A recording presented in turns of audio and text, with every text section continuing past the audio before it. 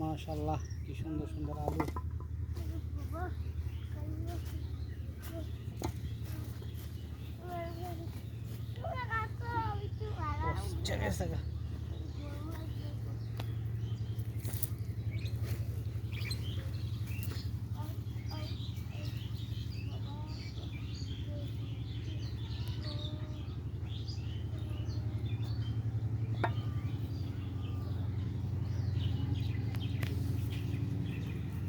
মাশাআল্লাহ মাশাআল্লাহ, আমার খেতে আল্লাহ রহমতে এই যে অল্প একটু জায়গার ভিতরে কইছি এদের এগুলা আলু একবার আরও এই পরিমাণ তুলছি, আজকে আবার উঠাইলাম।